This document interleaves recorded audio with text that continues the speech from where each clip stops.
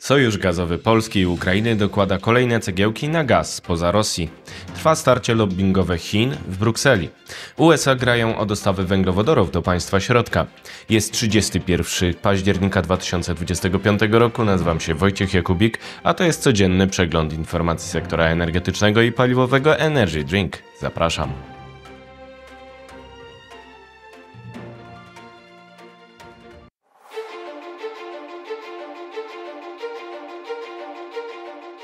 Partnerem kanału Energy Drink jest Orlen. Zaczynamy jak zawsze od informacji dnia. Kolejne cegiełki na budowie polsko-ukraińskiego sojuszu na gaz nierosyjski. Sojusz gazowy Polski, Ukrainy i USA może wejść w decydującą fazę dzięki regulacjom Unii Europejskiej o porzuceniu gazu z Rosji. To recepta na długofalowy scenariusz win-win, na którym straci tylko Kreml. Podcast Energy Drink informował, że Gaz-System opublikował 20 października badanie zainteresowania rynku dostępem do drugiej jednostki pływającego gazoportu, czyli Floating Storage and Regasification Unit FSRU-2 o przepustowości 4,5 miliarda metrów sześciennych. Okazało się, że klienci z Czech, Słowacji, Węgier i Litwy zgłosili zapotrzebowanie na 6,9 do 8,9 miliardów metrów sześciennych rocznie. Warto przypomnieć, że podobne badanie w 2023 roku nie zainteresowało chętnych. Cytuję: wyniki badania świadczą o dużym zainteresowaniu rynku, dlatego oceniamy je pozytywnie, podaje Gaz-System. Duże zapotrzebowanie na usługi regazyfikacji LNG uzasadnia dalszy rozwój terminala FSRU w Zatoce Gdańskiej. Oczywiście decyzje inwestycyjne możemy podjąć dopiero po przeprowadzeniu wiążącej procedury Open Season, komentuje Gaz-System dla podcastu Energy Drink. Planowana w ramach FSRU-2 druga jednostka FSRU byłaby zdolna do regazyfikacji 4,5 miliarda metrów sześciennych paliwa gazowego rocznie. Zakończone badanie pokazało prawie 4-krotnie większe potrzeby rynku niż ta zakładana wcześniej przepustowość FSRU-2, tłumaczy Gaz-System. Na ten moment nie zakładamy zwiększenia mocy regazyfikacyjnej ponad pierwotnie zakładaną. Mamy przede wszystkim świadomość, że w niewiążącym badaniu rynku uczestnicy często deklarują dużo większe zapotrzebowanie, które potem w fazie wiążącej nie znajduje pokrycia w złożonych zamówieniach. Dlatego też ostrożnie podchodzimy do wyników. Obecnie prowadzimy dialog ze wszystkimi zainteresowanymi podmiotami i staramy się dokładnie przeanalizować przekazane przez nich informacje, podsumowuje operator. Termin dostawienia FSRU-2 będzie zależał od tego, jak szybko Polska ustawi się w kolejce po kolejny statek służący magazynowaniu i regazyfikacji LNG, a wiadomo, że zainteresowanie jest większe od czasu kryzysu energetycznego. Nie będzie łatwo zorganizować go na 2028 rok, jak pierwszą jednostkę. Kolejny sygnał o wzroście zainteresowania dostawami gazu przez Polskę to zgłoszenie wstępnego zapotrzebowania na moc przyrostową na granicy z Ukrainą. To procedura pozwalająca ocenić zainteresowanie rynku nowymi połączeniami gazowymi i znowu cytuję: uwarunkowania związane z dodatkowym rozwojem infrastruktury są przedmiotem prowadzonych obecnie analiz, nie tylko w zakresie dostępu do FSRU-2 i potencjalnych eksportów, ale także wyników tegorocznego niewiążącego badania rynku na przepustowości przyrostowe, przyznaje Gaz-System. Warto przypomnieć, że rozbudowa infrastruktury przesyłowej gazu w Polsce na odcinku od Wronowa do Strachociny otworzy w przyszłości możliwości dostaw z FSRU w Gdańsku na Ukrainę. Według informacji podcastu Energy Drink już teraz przez Polskę może płynąć na Ukrainę do 4 miliardów metrów sześciennych gazu ziemnego rocznie, a dalsza rozbudowa infrastruktury zwiększyłaby jeszcze ten wolumen. Procedura Open Season pokaże, czy będzie wiążąca deklaracja po stronie ukraińskiej. Powód tak istotnej zmiany to rozstanie z gazem ziemnym z Rosji planowane w Europie. 19 pakiet sankcji unijnych zakłada embargo na LNG rosyjskie od 2027 roku. Jednakże program REPowerEU przyniósł propozycję legislacyjną Komisji Europejskiej zakładającą stopniowe wygaszanie wszystkich kontraktów gazowych z Rosjanami do końca 2027 roku. To przepisy prawne i handlowe, które nie wymagają pełnego konsensusu. Mogą zostać przegłosowane większością kwalifikowaną. To zła wiadomość dla ostatnich klientów Gazpromu w Europie, czyli firm ze Słowacji oraz Węgier. Ponadto administracja USA oczekuje porzucenia gazu i ropy z Rosji u ostatnich klientów w Europie. Ambasador amerykański Matt Whitaker zaapelował do Turcji, Słowacji oraz Węgier o plan odejścia od surowców rosyjskich. Dodał, że mogą kupić gaz przez gazoport w Chorwacji. Wygląda więc na to, że istnieje szansa na odbudowę skoordynowanej polityki transatlantyckiej na rzecz porzucenia zależności Europy od Rosji. Podłożem może być układ handlowy Unia Europejska-USA zakładający handel energetyczny wart $750 miliardów w 3 lata od 2025 roku. To wszystko razem oznacza, że polityka rozstania z gazem rosyjskim w Europie, o ile zostanie utrzymana i będzie konsekwentna, będzie promować rozwój współpracy energetycznej w Europie Środkowo-Wschodniej w oparciu o dostawy nierosyjskie. To szansa na rozwój współpracy Polski i Ukrainy.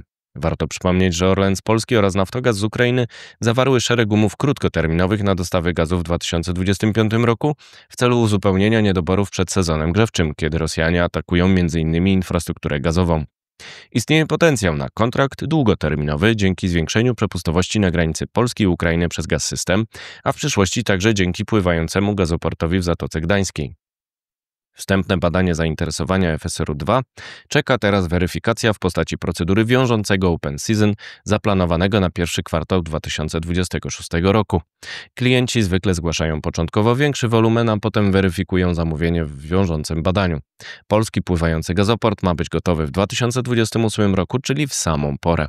Dostawy gazu nierosyjskiego przez Polskę do odbiorców w Czechach, Słowacji, Węgrzech i na Ukrainie mogą się rozwijać także w oparciu o infrastrukturę ukraińskich magazynów gazu, zwiększających elastyczność dostaw. Docelowo rozwój dostaw nierosyjskich przez Polskę może posłużyć do utworzenia nowego punktu odniesienia, jeśli chodzi o cenę gazu w Europie. Nowy hub gazowy w Europie Środkowo-Wschodniej byłby nasycony LNG z różnych kierunków, z istotną rolą USA oraz Norwegii, a także gazem sieciowym, też z różnych źródeł. Do rozstrzygnięcia pozostaje opłacalność takiego przedsięwzięcia. Pomogą rozwój współpracy gospodarczej USA-Unia, odpowiednia polityka taryf przesyłowych w regionie, a także konsekwentne wdrażanie regulacji o rozstaniu z gazem rosyjskim. Już teraz polskie opłaty za przesył gazu na Ukrainę wygrywają z konkurencją. Przykładem może być słowacki Eustream, zarządzający największą infrastrukturą przesyłową na granicy ukraińskiej, ale z najwyższymi opłatami w regionie. Długoterminowe osadzenie planu rozstania z surowcami Rosji w regulacjach unijnych daje przewidywalną perspektywę wykorzystania infrastruktury gazowej w Europie do dostaw nierosyjskich. To także szansa na planowanie wspólnych inwestycji w dekarbonizację tej infrastruktury, bo w przyszłości mogłaby potencjalnie posłużyć dostawom biometanu lub wodoru. To także sposób na realizację umów o współpracy energetycznej USA-Unia, a także dalszej integracji między Polską a Ukrainą, która będzie szła naprzód po zakończeniu inwazji rosyjskiej. Taki rozwój wypadków jedynie przybliży taką możliwość, pozbawiając Gazpromu ostatnich klientów w Europie. Czas na pozostałe wieści, na początek z Polski. Obniżka cen energii. Resort Energii widzi przestrzeń do obniżek cen z zatwierdzonych taryf URE i uważa, że ich poziom powinien być zbliżony do 500 zł za megawattogodzinę, poinformował minister energii Miłosz Motyka w RMF FM. Do rozstrzygnięcia pozostaje, czy po dodaniu opłat dystrybucyjnych cena będzie nadal niższa od mrożonej obecnie. Niegotowi na ETS-2? Andrzej Guła z Polskiego Alarmu Smogowego bije na alarm, że Polska może nie zdążyć z termomodernizacją pozwalającą uchronić przed uderzeniem ekonomicznym ETS-2. Winne są, jego zdaniem, problemy programu Czyste Powietrze. Fakt jest taki, że programy te są w kryzysie, w jakim nie były jeszcze od początku ich funkcjonowania. Za kilka lat rzeczywiście problemy wysokich kosztów ogrzewania wyjdą ze zdwojoną siłą, ostrzega. Agencja do Spraw Kapitału Krajowego. Agencja Rozwoju Przemysłu została wyznaczona przez resort aktywów państwowych do pilnowania odpowiedniego udziału kapitału krajowego w inwestycjach strategicznych, jak elektrownia jądrowa czy budowa morskich farm wiatrowych. ARP rozmawia o pożyczkach na certyfikację firm z Polski. Teraz wieści z Europy. Problemy atomowe. Francuski EDF rozważa powrót do rozmów o kontrakcie różnicowym jako formie wsparcia jego elektrowni jądrowych ze względu na niskie ceny energii panujące na rynku zagrażające rentowności. Polska ma wykorzystać podobny mechanizm wsparcia przy atomie na Pomorzu. Czas na eksmisję w rafinerii Schwedt. Departament Skarbu USA opublikował licencję zwalniającą niemiecką rafinerię Schwedt spod sankcji wobec Rosnieftu. Ten koncern poprzez spółki zależne w Niemczech posiada udziały w szeregu rafinerii, w tym PCK Schwedt, istotnej z punktu widzenia dostaw paliw do Polski Zachodniej oraz planów budowy rurociągu NATO na wschodnią flankę. Derusyfikacja na niby? Rosyjski Łukoil podał, że zgodził się na zakup jego aktywów zagranicznych przez tradera Gunvor ze względu na sankcje USA. To firma handlująca w przeszłości ropą rosyjską. Główny udziałowiec to obecnie Torbjorn Tornquist po opuszczeniu firmy przez Gennadija Timczenko przed nielegalną aneksją Krymu. Timczenko założył Gunvor po uzyskaniu koncesji na handel ropą i jest uznawany za członka wewnętrznego kręgu Władimira Putina. Chińskie starcie. Politico donosi, że Huawei wywalczył utrzymanie członkostwa w organizacji branżowej Solar Power Europe, ale będzie członkiem pasywnym po tym, jak Komisja Europejska zablokowała jego lobbystów po oskarżeniach o łapówki. Chińczycy mieli grozić rozprawami za wykluczenie z organizacji. Nie komentują rewelacji Politico. Jeszcze wieści ze świata. Efektywność sankcji. Według szacunków Ukrainy nowe sankcje Zachodu z ostatnich tygodni pozbawią Rosję 50 miliardów dolarów rocznie. Warunek to pełna egzekucja przepisów. Amerykanie objęli sankcjami Rosneft i Łukoil, zakazując transakcji z ich udziałem. Próby ich omijania mogą spowodować restrykcje drugiego rzędu. Dronopad czy pocisk? W nocy z 30 na 31 października doszło do masowego uderzenia Ukrainy na infrastrukturę energetyczną Rosji. Jedno dotknęło elektrociepłowni Oriol. Trwają spekulacje, czy Ukraińcy użyli swych pocisków Cruise. Mega pompa ciepła. Amerykańskie Everlance i Visin City Energy postawią w Bostonie do 2028 roku największą pompę ciepła na świecie o mocy 35 MW i podaży 50 ton metrycznych pary na godzinę.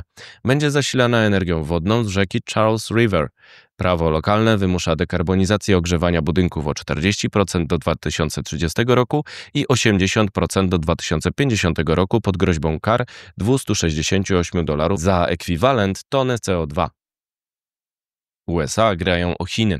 Sekretarz energii USA Chris Wright zadeklarował, że jego kraj może sprzedawać więcej gazu i ropy państwu środka po rozmowach handlowych Xi Jinpinga oraz Donalda Trumpa w Korei Południowej. Wright zapowiedział rychłe rozmowy w Azji na ten temat. To wszystko w materiałach przygotowanych dzisiaj, następne już w poniedziałek, a za tydzień Energy Week, bo jutro święto wszystkich świętych. Dziękuję Państwu bardzo, do zobaczenia, do usłyszenia.